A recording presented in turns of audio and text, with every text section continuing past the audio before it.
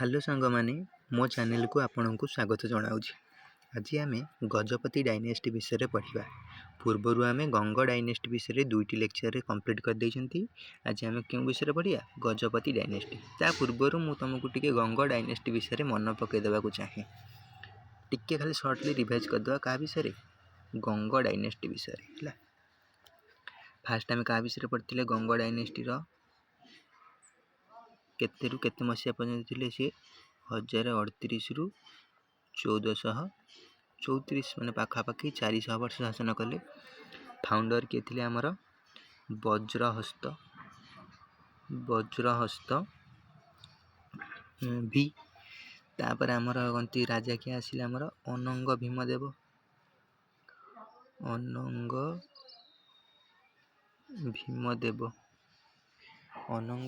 आमर कौन करते कैपिटल शिफ्ट करते कौटू कौटी की कलिंग नगर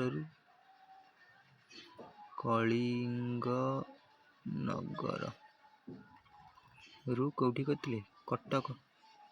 से कटक स्पेलिंग ये लिखा होता तुम यदि लिख ये CUTTACK कटक है। तापर आम क्यों राजा विषय पढ़ी गजपति फास्ट वज्रहस्त फिफ्थ तार अनंग भीमदेव। तापर आसते आमर किए भानुदेव आई ये कौन करते नरहरि पारिख को कौन करते निज ओडिशार गवर्नर करदे। तापर लास्ट राजा विषय पढ़ते आम कौन भानुदेव आई भी। ये भानुदेव आई भी लास्ट राजा थे। यांकर जड़े मंत्री थे से मंत्री का नाम कौन थी कपिलेन्द्र राउतराय। कौन थी कपिलेन्द्र राउतराय। ये कौन कले कपिलेन्द्र राउतराय भानुदेव आई भी को कौन करदे हत्या करदे। जहाद्वारा आमर गंग डायनेस्टी कौन होगा नष्ट हो गला। तापर अन्य गोटे डायनेस्टी आरंभ है से डायनेस्टी ना कौन गजपति डायनेस्टी। बुझीपारे ना बुझीपारानी ये गजपति डायनेस्टी फाउंडर किए आमर कपिलेन्द्र राउतराय जहाँ ना कपिलेन्द्र देव सी है। ये जो कपिलेन्द्र देव जड़े कौन थे सूर्यवंशी थे। कौन थे सूर्यवंशी थे है। जड़े कौन थे सूर्यवंशी थे। यही समय आमर जो गजपति डायनेस्टी समय आर्ट आउ कल्चर बहुत कौन होता डेवलपमेंट होता। ओडिशा लिटरेचर रिनाइसेंस क्यों समय होता क्यों डायनेस्टी समय गजपति डायनेस्टी समय है। तापर विभिन्न बार रूलर विषय पढ़ा आम ए फास्ट राजा नाम कौन कपिलेन्द्र देव। एवं कहनी कपिलेन्द्र राउतराय अन्य नाम कौन थी कपिलेन्द्र राउतराय। से केतेरु केते मसीहा शासन कले 1434 रु 1467। आमर जो गंगवंश थिला सेटा केतेरु केते थिला 1038 रु 1434। तापर आसला कि आमर गजपति डायनेस्टी 1434 रु 1541 पाखापाखि 100 वर्ष शासन कले। एमाने केते वर्ष शासन करते 400। एमाने केते वर्ष शासन कले पाखापाखि 100 वर्ष शासन करी है। तेना फाउंडर किए थे आमर कपिलेन्द्र राउतराय किंबा तांको अन्य ना कौन कपिलेन्द्र देव। यही समय जड़े बड़ कवि थे ना कौन थी सारला दास। तेना सारला दास को किए पेट्रोनाइज करते कपिलेन्द्र देव। किए करते कपिलेन्द्र देव। तेना कपिलेन्द्र देव करते सारला तुम पचारे सारला दास क्यों राजवंश समय थे गजपति। क्यों राजवंश समय थे गजपति डायनेस्टी। क्यों राजा समय थे कपिलेन्द्र देव। आउ ये लिखी कौन कौन ओडिया भाषा महाभारत। कौन लिखते ओडिया भाषा महाभारत चंडी पुराण बिलंका रामायण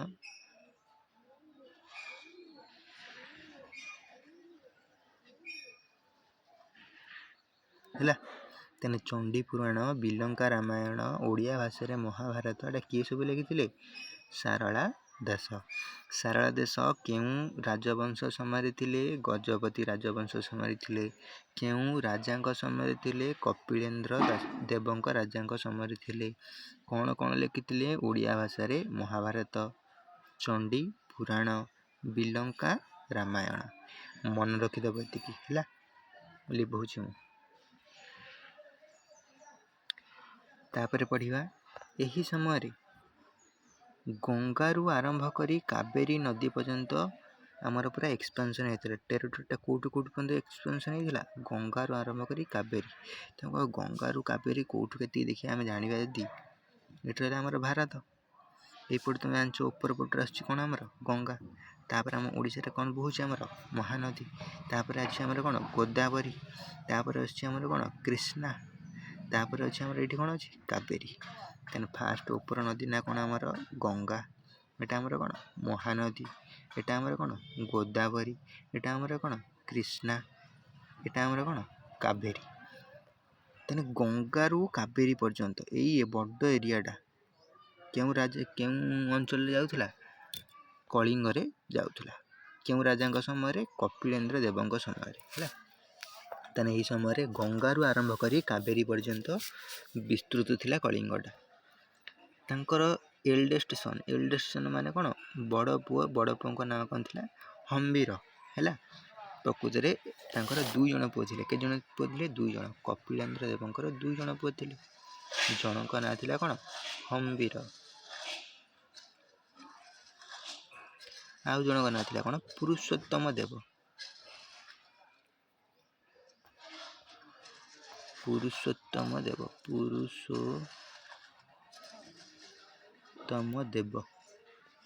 ହେଲା। ଇଏ ବଡ଼ ଥିଲେ, ଇଏ କ'ଣ ଥିଲେ? ସାନ ଥିଲେ। ବଡ଼ ପୁଅଙ୍କୁ ସେ କ'ଣ କରିଥିଲେ? ସେ ହମ୍ବୀରଙ୍କୁ କ'ଣ କରିଥିଲେ? ତାଙ୍କର ଯେଉଁ ଏଲ୍ଡେଷ୍ଟ ସନ୍ ହମ୍ବୀର ଥିଲେ, ତାଙ୍କୁ ସେ କ'ଣ କରନ୍ତି? ଗଭର୍ଣ୍ଣର କରିଦେଇଥିଲେ। କେଉଁ ଅଞ୍ଚଳର? ରାଜମୁଣ୍ଡ୍ରି ଆଉ କୋଣ୍ଡାଭିଡ଼ୁ ହେଲା। ରାଜମୁଣ୍ଡ୍ରି ଆଉ କୋଣ୍ଡାଭିଡ଼ୁ ଯେଉଁ ଅଞ୍ଚଳ ଥିଲା, ସେଇ ଅଞ୍ଚଳରେ ତାଙ୍କୁ କ'ଣ କରିଦେଇଥିଲେ? ଗଭର୍ଣ୍ଣର କରିଦେଇଥିଲେ। କାହାକୁ? ହମ୍ବୀରଙ୍କୁ ହେଲା। ସେ କ'ଣ କରିଥିଲେ? ହମ୍ବୀରଙ୍କୁ ଗଭର୍ଣ୍ଣର କୋଉଟା କରିଦେଇଥିଲେ? ରାଜମୁଣ୍ଡ୍ରି ଆଉ କ'ଣ? କୋଣ୍ଡାଭିଡ଼ୁ ହେଲା। ମନେ ରଖିଥିବ। ତାହେଲେ ହମ୍ବୀର କୋଉଟାର ଗଭର୍ଣ୍ଣର ଥିଲେ? ରାଜମୁଣ୍ଡି ଆଉ କ'ଣ? କୋଣ୍ଡାଭିଡ଼ୁ। ତାର 1457 ମସିହାରେ ଗଜପତି କିଙ୍ଗଡ଼ମ୍ଟା କେଉଁଠି ପର୍ଯ୍ୟନ୍ତ ଏକ୍ସପାଣ୍ଡ ହେଇଗଲା? ବିଦାର ମାନେ କେଉଁଠି? ବିଦାର ହେଉଛି ଏଇଠି ରହିଲା ଆମର ଭାରତ, ଏଇଠି ରହିଲା କଳିଙ୍ଗ। ତଳେ ଆମର ଜଣେ ଶାସନ କରୁଥିଲେ, ସେ ନଗରଟା ନାଁ କ'ଣ? ବିଜୟନଗର ଏମ୍ପାୟାର। ଆଉ ଉପରେ ଗୋଟେ ଶାସନ କରୁଥିଲେ, ତାଙ୍କ ନାଁ କ'ଣ ଥିଲା ଆମର? ବାହାମାନି କିଙ୍ଗଡ଼ମ୍ ହେଲା। ବାହାମାନି କିଙ୍ଗଡ଼ମ୍। ଏଠି ରହିଲା ଆମର କ'ଣ? ବିଜୟନଗର ଏମ୍ପାୟାର। ଏଠି ଥିଲେ ଆମର କ'ଣ? କଳିଙ୍ଗ। ଏଇ ବାହାମାନି କିଙ୍ଗଡ଼ମ୍ରେ ଗୋଟେ ଅଞ୍ଚଳ ଥିଲା, ତା ନାଁ କ'ଣ? ବିଦାର। ଏଇଠିକି ପର୍ଯ୍ୟନ୍ତ ଆମର କଳିଙ୍ଗ ବ୍ୟାପି ଯାଇଥିଲା ହେଲା। ତାପରେ ହି ଇଜ୍ ଅଫନ୍ ଡେପିକ୍ଟେଡ୍ ହୋଲ୍ଡିଂ ଏ ସର୍ଡ଼ ମାନେ ହେଉଛି ଖଣ୍ଡା। ଗୋଟେ ଖଣ୍ଡା ଧରିକି ଡୋମିନେଟିଂ ଲୋକୁଲିସା ପୋଜିସନ୍। ମନେ ରଖିଥିବ, ଏଇଟା ହେଉଛି ଲୋକୁଲିସା ପୋଜିସନ୍। ଛିଡ଼ା ହେଇକି ଗୋଟେ ହାତରେ ଖଣ୍ଡା ଧରିଥିବେ ଆଉ ଗୋଟେ ହାତ ଉପରକୁ ଟେକି କପିଳେଶ୍ୱର ଟେମ୍ପୁଲ ଆଗରେ ହେଲା, ମାନେ ଦ୍ୱାରପାଳକ ଭଳିଆ କପିଳେଶ୍ୱର ଟେମ୍ପୁଲ ଆଗରେ, ଓଲ୍ଡ ଭୁବନେଶ୍ୱର ଯେଉଁଟା ଅଛି ସେଇ ଆଗରେ ସେ ଲୋକୁଲିସା ପୋଜିସନ୍ରେ ଦେଖାହେବେ କିଏ? କପିଳେନ୍ଦ୍ର ଦେବ। ତାପରେ ଆମେ ଆଗକୁ ଯିବା। ପୁରୁଷୋତ୍ତମ ଦେବ ହେଲା। ପୁରୁଷୋତ୍ତମ ଦେବ କ'ଣ କରିଥିଲେ? ଆମର ନିଜ ଭାଇ ଯିଏକି ହମ୍ବୀର, ତାଙ୍କୁ ହତ୍ୟା କରିଦେଇଥିଲେ, ହରେଇ ଦେଇଥିଲେ 1484ରେ। ନିଜେ ଶାସନ କରିଥିଲେ ହେଲା, ମନେ ରଖିବ। ଆଉ ପୁରୁଷୋତ୍ତମ ଦେବଙ୍କ ସମୟରେ ପ୍ରଥମେ ପୁରୁଷୋତ୍ତମ ବହୁତ ଜିନିଷ ହାରିଗଲେ, କାରଣ ତଳେ କିଏ ଥିଲେ ଆମର? ବିଜୟନଗର ଏମ୍ପାୟାର। ଏଠି ଥିଲା ଆମର କ'ଣ? କଳିଙ୍ଗ। ବିଜୟନଗର ଏମ୍ପାୟାର କତରୁ ବହୁତ ଜିନିଷ କ'ଣ? ହାରିଗଲେ। ଫାଷ୍ଟ ବହୁତ ଟେରିଟୋରି ସେ ହରେଇ ଦେଇଥିଲେ ହେଲା। ତାର କିନ୍ତୁ ନିଜର କନ୍ତି ଶାସନ କାଳରେ ଶେଷ ଆଡ଼କୁ ଯେତିକି ଜିନିଷ ହରେଇଥିଲେ ପୁଣି ସେ କ'ଣ କରିଥିଲେ? ରିକ୍ୟାପଚର କରିଦେଲେ। He initially lost southern territories to Saluva Narasimha of Vijayanagara. Vijayanagara ଯେତେବେଳେ ରାଜା କିଏ ଥିଲେ? ଆମର ସୁଲୁଭ ନରସିଂହ ହେଲା। Later he successfully recapture the lost territories. ତାମାନେ କ'ଣ? ଯେଉଁ ଲଷ୍ଟ ଟେରିଟୋରି ଯେଉଁ ହରେଇ ବସିଥିଲେ ତାକୁ ପୁଣି କ'ଣ କରିଦେଲେ? ରିକ୍ୟାପଚର କରିଦେଲେ। ତାପରେ ନେକ୍ସଟ ରାଜା ପାଖକୁ ଯିବା।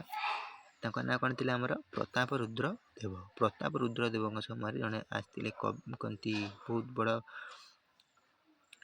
ଜ୍ଞାନୀ। ତାଙ୍କ ନାଁ କ'ଣ? ଶ୍ରୀ ଚୈତନ୍ୟ। ସେ ଶ୍ରୀ ଚୈତନ୍ୟ କେତେ ମସିହାରେ ଆସିଥିଲେ? 1534। ପୁରା ଭଲସେ ମନେ ରଖିବ। କେତେ ମସିହାରେ ଶ୍ରୀ ଚୈତନ୍ୟ ଓଡ଼ିଶାକୁ ଆସିଥିଲେ? 1534 ମସିହାରେ ଆସିଥିଲେ। ଯେଉଁ 1534 ମସିହାରେ ଆସିଥିଲେ, କେଉଁ ରାଜାଙ୍କ ସମୟରେ ଆସିଥିଲେ? ପ୍ରତାପ ରୁଦ୍ର ଦେବଙ୍କ ସମୟରେ ଆସିଥିଲେ। ଆଚ୍ଛା ମୋତେ କହିଲେ ଦେଖି, କପିଳେନ୍ଦ୍ର ଦେବଙ୍କ ସମୟରେ କେଉଁ କବି ଥିଲେ? ସେ କବିଙ୍କ ନାମ କ'ଣ? ଏବେ ପଢ଼େଇଥିଲି। କ'ଣ ତାଙ୍କ ନାଁ? ସାରଳା ଦାସ। ସାରଳା ଦାସ। ସରି ଟିକେ ସ୍ପେଲିଂ ଭୁଲ ହେଇଗଲା। ସାରଳା ଦାସ, ସାରଳା ଦାସ ହେଲା। ସେଇଭଳିଆ ଶ୍ରୀ ଚୈତନ୍ୟ କେଉଁ ରାଜାଙ୍କ ସମୟରେ ଥିଲେ? ପ୍ରତାପ ରୁଦ୍ର ଦେବ। କେଉଁ ରାଜାଙ୍କ ସମୟରେ ଥିଲେ? ପ୍ରତାପ ରୁଦ୍ର ଦେବ ଆସିଥିଲେ କେଉଁ ମସିହାରେ? 1534 ମସିହାରେ ହେଲା। ହି ଫେଷ୍ଟ ଇନଭେଜନ୍ ଆଲାଉଦ୍ଦିନ ହସନ ଶାହା। ହି ଫେଷ୍ଟ ଇନଭେଜନ୍ ବାଏ ଆଲାଉଦ୍ଦିନ ହସନ ଶାହା, ଯିଏକି ଆମର ବେଙ୍ଗଲର ଜଣେ ରାଜା ଥିଲେ 1508 ମସିହାରେ। ଏତେ ଇମ୍ପୋର୍ଟାଣ୍ଟ ନୁହେଁ, ଖାଲି ମନେ ରଖିବ। ଶ୍ରୀ ଚୈତନ୍ୟ ଆସିଥିଲେ କେଉଁ ସମୟରେ? କେଉଁ ରାଜାଙ୍କ ସମୟରେ? ପ୍ରତାପ ରୁଦ୍ର ଦେବଙ୍କ ସମୟରେ। ଆଉ କେତେ ମସିହାରେ? 1534 ମସିହାରେ। ତାପରେ ଲାଷ୍ଟ ରାଜା କଖାରୁ ଦେବ ହେଲା। କଖାରୁଆ ଦେବ। ଯେଉଁ କଖାରୁଆ ଦେବ ସେ ଲାଷ୍ଟ ରାଜା ଥିଲେ, କାରଣ ତାଙ୍କର ଯିଏ ମନ୍ତ୍ରୀ ଥିଲେ ଗୋବିନ୍ଦ ବିଦ୍ୟାଧର, ତାଙ୍କୁ କ'ଣ କରିଦେଇଥିଲେ? ହତ୍ୟା କରିଦେଇଥିଲେ ହେଲା। He was killed by his minister Govind Vidyadhar ହେଲା। ତା ନାଁ ଆମେ ଟିକେ ରିଭାଇଜ୍ କରିଦେବା ସବୁ ରାଜାଙ୍କ ବିଷୟରେ ଯେତିକି ପଢ଼ିଲା ଆଜି। ପ୍ରଥମେ ଆମେ କାହା ବିଷୟରେ ପଢ଼ିଲେ? ଫାଉଣ୍ଡର ତାଙ୍କର ଆମର ଗଜପତି ଡାଇନେଷ୍ଟିର ଫାଉଣ୍ଡର କିଏ ଥିଲେ? ଆମର କପିଳେନ୍ଦ୍ର ଦେବ ହେଲା। କପିଳେନ୍ଦ୍ର ଦେବ। ତାପରେ ଆମର ସେକେଣ୍ଡରେ ଆମର ରାଜା କିଏ ଆସିଥିଲେ? ଆମର ହମ୍ବିର ହେଇଥାନ୍ତି, କିନ୍ତୁ ହମ୍ବିରକୁ ମାରିଥିଲେ କି ଆମର ପୁରୁଷୋତ୍ତମ ଦେବ। ତାର ପୁରୁଷୋତ୍ତମ ଦେବ ପରେ କିଏ ଆସିଲେ? ଆମର ପ୍ରତାପ ରୁଦ୍ର ଦେବ। ତାର ଲାଷ୍ଟ ଆମେ ପଢ଼ିଲେ ଜଣଙ୍କ ନାଁ, ତାଙ୍କ ନାଁ କ'ଣ? କଖାରୁଆ ଦେବ। ଇଏ ଲାଷ୍ଟ ରାଜା ଥିଲେ। କଖାରୁଆ ଦେବଙ୍କୁ ମାରିଦେଲେ କିଏ? ବହୁତ ଇମ୍ପୋର୍ଟାଣ୍ଟ। କଖାରୁଆ ଦେବଙ୍କୁ କିଏ ହତ୍ୟା କରିଥିଲେ? ତାଙ୍କର ମିନିଷ୍ଟର ଗୋବିନ୍ଦ ବିଦ୍ୟାଧର। ବୁଝିପାରିଲ ନା ବୁଝିପାରିଲନି? ତାପରେ ଆଗକୁ ଯିବା। ମେଜର ଇନଭେଜନ୍ ଏହି ସମୟରେ ହେଇଥିଲା। କେଉଁ ରାଜା ପ୍ରଥମେ ଆକ୍ରମଣ କରିଥିଲେ? 1512 ମସିହାରେ କୃଷ୍ଣଦେବ ରାୟ। ତାଙ୍କ ନାଁ କ'ଣ ଥିଲା? କୃଷ୍ଣଦେବ ରାୟ। ତାଙ୍କୁ ଏଇ କୃଷ୍ଣଦେବ ରାୟ କିଏ? କୃଷ୍ଣଦେବ ରାୟ ଥିଲେ ଜଣେ, କହିଥିଲି ନା ତମେ, ଉପରେ କି ଆମର ଏପଟେ ଶାସନ କରିଥିଲେ କି ଆମର କଳିଙ୍ଗ, ତଳେ ଗୋଟେ ରାଜବଂଶ ଶାସନ କରୁଥିଲେ, ଏଟା କ'ଣ? ବିଜୟନଗର। ଏ ବିଜୟନଗର ଏମ୍ପାୟାରର ଜଣେ ରାଜା ଥିଲେ, ତାଙ୍କ ନାଁ କ'ଣ? ଆମର କୃଷ୍ଣଦେବ ରାୟ। KDR। ଇଏ ବହୁତ ଥର ଆମର କ'ଣ କଳିଙ୍ଗକୁ ଆକ୍ରମଣ କରିଛନ୍ତି ଆଉ ଜିତି ବି ଯାଇଛନ୍ତି। ଇଏ ଜଣେ ବହୁତ ଷ୍ଟ୍ରଙ୍ଗ ରୁଲର ଥିଲେ ହେଲା। ଇଏ ପ୍ରତାପ ରୁଦ୍ର ଦେବଙ୍କ ସମୟରେ କ'ଣ କରିଥିଲେ? ଆକ୍ରମଣ କରିଥିଲେ 1512 ମସିହାରେ। ସେ ସମୟରେ ଆମର କଳିଙ୍ଗର ରାଜା କିଏ ଥିଲେ? ପ୍ରତାପ ରୁଦ୍ର ଦେବ। ସେ ପ୍ରଥମେ ଆକ୍ରମଣ କରି ଗୋଟେ ଉଦୟଗିରି ଫୋର୍ଟ, ସେଇଟାକୁ ସେ କ'ଣ କରିଦେଲେ? ଅକ୍ତିଆର କରିଦେଲେ ବା କ୍ୟାପଚର କରିଦେଲେ। ଏଇନା ଏଇ ଉଦୟଗିରି ଫୋର୍ଟଟା ଅଛି କେଉଁଠି? ଆନ୍ଧ୍ର। କେଉଁଠି ଅଛି? ଆନ୍ଧ୍ରରେ ଅଛି ହେଲା। ଆଉ ପରେ କ'ଣ ହେଲା? କୃଷ୍ଣଦେବ ରାୟଙ୍କ କତିରୁ ହାରିଯାଇ ପ୍ରତାପ ରୁଦ୍ର ଦେବ ଗୋଟେ କ'ଣ କରିଥିଲେ? ଆମର ପିସ୍ ଟ୍ରିଟି କରିଥିଲେ। କାହା ସହିତ? ପିସ୍ ଟ୍ରିଟି କରିଥିଲେ କାହା ସହିତ? କୃଷ୍ଣଦେବ ରାୟ। ପିସ୍ ଟ୍ରିଟିଟା ହେଇଥିଲା କାହା ମଧ୍ୟରେ? KDR ଆଉ ପ୍ରତାପ ରୁଦ୍ର ଦେବ ହେଲା। ଏଇ ପ୍ରତାପ ରୁଦ୍ର ଦେବ ଆଉ KDRଙ୍କ ମଧ୍ୟରେ ଯେଉଁ ପିସ୍ ଟ୍ରିଟିଟା ହେଇଥିଲା, ତା ଅନୁସାରେ ହେଲା କ'ଣ? କୃଷ୍ଣଦେବ ରାୟ ପ୍ରତାପ ରୁଦ୍ର ଦେବଙ୍କର ଝିଅ, ଯିଏକି କ'ଣ ଥିଲା? ତାଙ୍କ ନାଁ କ'ଣ ଥିଲା? ଜଗମୋହିନୀ ହେଲା। ତାଙ୍କୁ ବିବାହ କରିଥିଲେ। ତାହେଲେ ଯେଉଁ ପିସ୍ ଟ୍ରିଟି ହେଲା କ'ଣ? ପ୍ରତାପ ରୁଦ୍ର ଦେବଙ୍କର ଜଣେ ଝିଅ ଥିଲେ, ତାଙ୍କ ନାଁ କ'ଣ ଥିଲା? ଜଗମୋହିନୀ। ସେ ଜଗମୋହିନୀ କାହାକୁ ବିବାହ କଲେ? କୃଷ୍ଣଦେବ ରାୟଙ୍କୁ ବିବାହ କଲେ। ଆଉ କୃଷ୍ଣା ରିଭର ଏଥର ହେଇଗଲା କ'ଣ? ବାଉଣ୍ଡ୍ରି। କାହା ମଝିରେ? କଳିଙ୍ଗ ଆଉ କ'ଣ? ବିଜୟନଗର ମଧ୍ୟରେ ଗୋଟେ ବାଉଣ୍ଡ୍ରି ତିଆରି କରାଗଲା। ସେ ବାଉଣ୍ଡ୍ରି କେଉଁ ରିଭର ତିଆରି କଲା? କୃଷ୍ଣା ରିଭର। କାରଣ ଦେଖ, ଆମେ ପୂର୍ବରୁ ପଢ଼ିଥିଲେ ଆମର ଯେଉଁ କଳିଙ୍ଗ କେଉଁଠି ମଧ୍ୟ ବ୍ୟାପିଥିଲା? ଗଙ୍ଗାରୁ ଗୋଦାବରୀ। କେଉଁଠି ମଧ୍ୟ ବ୍ୟାପିଥିଲା? ଗଙ୍ଗାରୁ ପୁରା କାବେରୀ। ଗଙ୍ଗାରୁ କେଉଁଠି ମଧ୍ୟ ବ୍ୟାପିଥିଲା? ଗଙ୍ଗାରୁ କାବେରୀ। ଏଇନା ସେ କାବେରୀ ଆଉ ରହିଲାନି, ଏତିକି ଅଞ୍ଚଳ ହରେଇ ଦେଲେ। ଏଇନା କେଉଁଠି ଗଲା? ଗଙ୍ଗାରୁ କୃଷ୍ଣା ପର୍ଯ୍ୟନ୍ତ ରହିଗଲା। ଏଇ କାବେରୀରୁ କୃଷ୍ଣା ପର୍ଯ୍ୟନ୍ତ ଅଞ୍ଚଳ ଇଏ ହରେଇ ବସିଥିଲେ ହେଲା। ବୁଝିପାରିଲା ନା ବୁଝିପାରିଲନି? ପଢ଼ିଥିନି ଏଟା ଥିଲା ଆମର କ'ଣ ଗଙ୍ଗା, ତାପରେ କୋଉ ନଦୀ ଥିଲା ଆମର ମହାନଦୀ, ତାପରେ ଥିଲା ଆମର କ'ଣ ଗୋଦାବରୀ, ତାପରେ ଥିଲା କ'ଣ ଆମର କୃଷ୍ଣା, ତାପରେ ଆମର କ'ଣ ଥିଲା କାବେରୀ। ପୁରା ଗଙ୍ଗାରୁ କାବେରୀ ପର୍ଯ୍ୟନ୍ତ ଆମେ ଆଗରୁ ଶାସନ କରୁଥିଲେ। କିନ୍ତୁ ବିଜୟନଗର ଏମ୍ପାୟାରର ଜଣେ ରାଜା KDR ବା କୃଷ୍ଣ ଦେବରାୟ ପ୍ରତାପ ରୁଦ୍ରଦେବଙ୍କୁ ଆଟାକ୍ କରିକି କେତିକି ପର୍ଯ୍ୟନ୍ତ ନେଇଗଲେ ଅଞ୍ଚଳ, କୃଷ୍ଣାରୁ କାବେରୀ ପର୍ଯ୍ୟନ୍ତ ଅଞ୍ଚଳକୁ ନିଜ ବିଜୟନଗର ଏମ୍ପାୟାର କ'ଣ ମିଶାଇ ଦେଲେ। ଏବେ କୃଷ୍ଣା ନଦୀ, କେଉଁ ନଦୀ? କୃଷ୍ଣା ନଦୀ କଳିଙ୍ଗ ଆଉ ବିଜୟନଗର ସାମ୍ରାଜ୍ୟ ମଧ୍ୟରେ କ'ଣ ରହିଗଲା? ବାଉଣ୍ଡ୍ରି ହେଲା। ତାପରେ ସେକେଣ୍ଡ ଇନଭେଜନ୍ ହେଇଥିଲା 1522 ମସିହାରେ। ଟିକେ ଭଲସେ ମନେ ରଖିବ, କୃଷ୍ଣଦେବରାୟ କେତେ ମସିହାରେ ଆକ୍ରମଣ କରିଥିଲେ? 1512 ମସିହାରେ। କେଉଁ ରାଜାଙ୍କ ସମୟରେ? ପ୍ରତାପ ରୁଦ୍ର ଦେବ। ତାର ସେକେଣ୍ଡରେ ଆସିଲା ଆମର କ'ଣ କୁଇଲ କୁତୁବ ଶାହା। ସେ ଆଉ ଗୋଟେ ତମକୁ କହିଥିଲି ଏଇଠି ରହିଲା ଭାରତ, ଏଠି ଆମର କଳିଙ୍ଗ, ତଳେ ବିଜୟନଗର, ଉପରେ କ'ଣ ଆମର ବାହାମାନି କିଙ୍ଗଡମ୍। କେଉଁ କିଙ୍ଗଡମ୍? ବାହାମାନି କିଙ୍ଗଡମ୍। ବାହାମାନି କିଙ୍ଗଡମ୍ର ଜଣେ ରାଜା, ତାଙ୍କ ନାଁ କ'ଣ?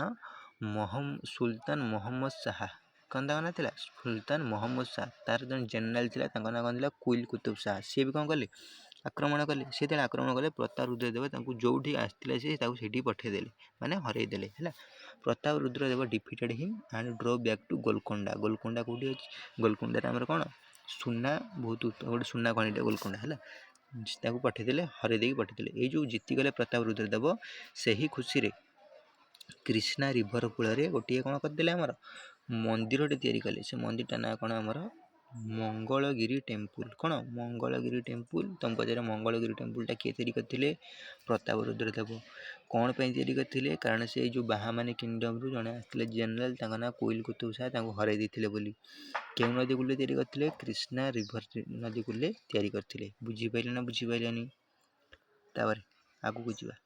ଏବେ ଦେଖିବା administration under the Gajapati dynasty. କେମିତି ଆଡମିନିଷ୍ଟ୍ରେସନ ଚାଲିଥିଲା? ତା କ୍ୟାପିଟାଲ ଥିଲା କ'ଣ ଆମର? କଟକ ପାଟଣା। କ'ଣ ଥିଲା? କଟକ ପାଟଣା। ଗଙ୍ଗ ଡାଇନେଷ୍ଟିର ଆମର କ'ଣ ଥିଲା କ୍ୟାପିଟାଲ? କଳିଙ୍ଗନଗର।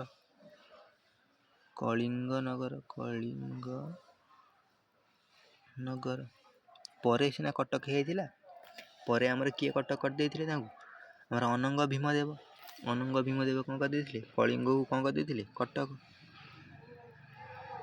ହେଲା। କିନ୍ତୁ ଗଙ୍ଗ ଡାଇନେଷ୍ଟିର ପ୍ରଥମେ ଆମର କ୍ୟାପିଟାଲ ଥିଲା କୋଉଟା? ଆମର କଳିଙ୍ଗନଗର। କଳିଙ୍ଗନଗରରୁ କଟକ କରିଥିଲେ କି ଆମର ଅନଙ୍ଗ ଭୀମଦେବ। ଏଟା ପଛରେ ପୂର୍ବରୁ ପଢ଼ିଛନ୍ତି। ଆଉ ଏମାନଙ୍କର ପ୍ରଥମରୁ ହିଁ ଗଜପତି ଡାଇନେଷ୍ଟିର କ୍ୟାପିଟାଲ କୋଉଟା ଥିଲା? କଟକ ହେଲା। ବିଭିନ୍ନ ମନ୍ତ୍ରୀ ସବୁ ଥିଲେ, ସେଇଭଳିଆ ବିଧାୟିକା, ସେନା, ନରେନ୍ଦ୍ର, ବିଭିନ୍ନ ପ୍ରକାର ରାଉତରାୟ ଏଇଭଳିଆ ସବୁ ଥିଲେ। ଲ୍ୟାଣ୍ଡ ମେଜରମେଣ୍ଟ, ଏଇଟା ଟିକେ ଭଲସେ ମନେ ରଖିବେ। ଏଇ ସମୟରେ ଆମର କ'ଣ ହେଇଥିଲା? ଲ୍ୟାଣ୍ଡ ମେଜରମେଣ୍ଟ ୟୁନିଟ୍ ସବୁ ହେଇଥିଲା, ଯେଉଁଟାକି ଆଜି ପର୍ଯ୍ୟନ୍ତ ୟୁଜ୍ କରାଯାଉଛି। କ'ଣ? ଗୁଣ୍ଠ, ମାଣ, ବଟି ହେଲା। ଏଇ ଯେଉଁ ଗୁଣ୍ଠ ମାଣ ତମକୁ ପଚାରିବେ, ଯେଉଁ ଗୁଣ୍ଠ, ମାଣ, ବଟି ଲ୍ୟାଣ୍ଡ ମେଜରମେଣ୍ଟ ଗୁଡ଼ା କେଉଁ ରାଜବଂଶ ସମୟରେ ପ୍ରଚଳିତ ହୋଇଥିଲା? କେଉଁ ରାଜବଂଶ ସମୟରେ? ଗଜପତି ରାଜବଂଶ ସମୟରେ ଏଇଟା ସବୁ ପ୍ରଚଳିତ ହୋଇଥିଲା। ମନେ ରଖିବ, ଲ୍ୟାଣ୍ଡ ମେଜରମେଣ୍ଟ କ'ଣ ଥିଲା? ଗୁଣ୍ଠ, ମାଣ, ବଟି। ଆଉ ଯଦି ସବୁ ପ୍ରୋଭିନ୍ସେସ୍ ଆଉ ଯେଉଁ ପ୍ରୋଭିନ୍ସେସ୍ ସବୁ ଶାସନ କରୁଥିଲେ, ସେ ଅଫିସରମାନଙ୍କୁ କ'ଣ କୁହାଯାଉଥିଲା? ନାୟକ, ନାଇଡ଼ୁ କୁହାଯାଉଥିଲା ହେଲା। ଆମେ ପଢ଼ିଥିଲେ ଗଙ୍ଗବଂଶରେ ଯେଉଁ ପ୍ରୋଭିନ୍ସେସ୍ ଥିଲା ତାଙ୍କୁ କ'ଣ କୁହାଯାଉଥିଲା? ବିଷୟଜ କୁହାଯାଉଥିଲା ସବୁ। କିନ୍ତୁ ୟାଙ୍କର ପ୍ରୋଭିନ୍ସେସ୍ ଗୁଡ଼ିକ କ'ଣ କହୁଥିଲା? ଦଣ୍ଡପତ ବା ରାଜ୍ୟ।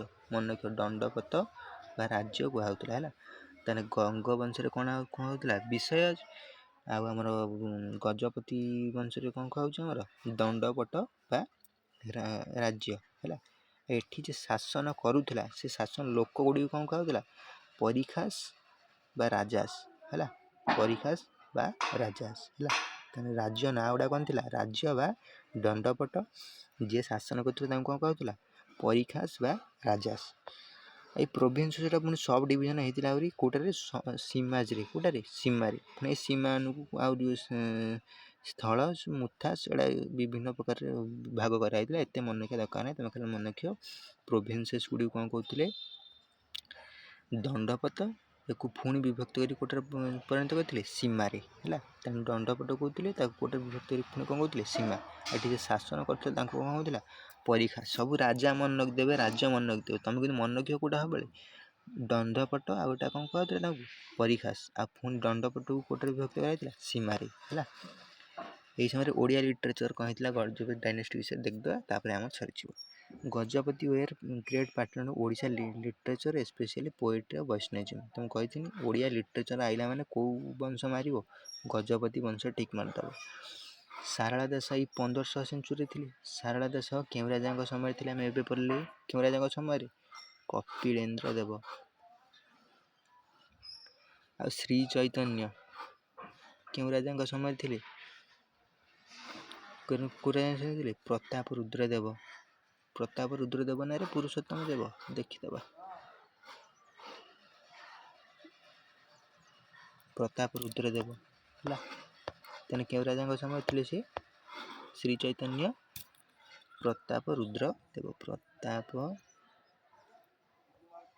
रुद्रदेव आउ आम पूर्वर पढ़ी जयदेव जड़े पढ़ते जयदेव केउ राजा समय थे राजा राजा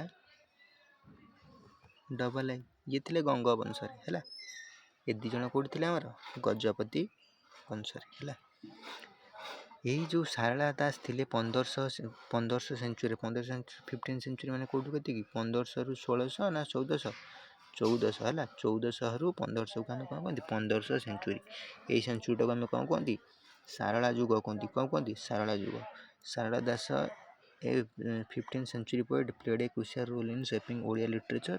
Due to this period is known as कौन सारला युग है मन सारला युग क्यों सेंचुरी तो कहते हैं 15th century है सरीगला आमर गजपति डायनेस्टी गंग डायनेस्टी या पर आम भोई डायनेस्टी विषय पढ़ा।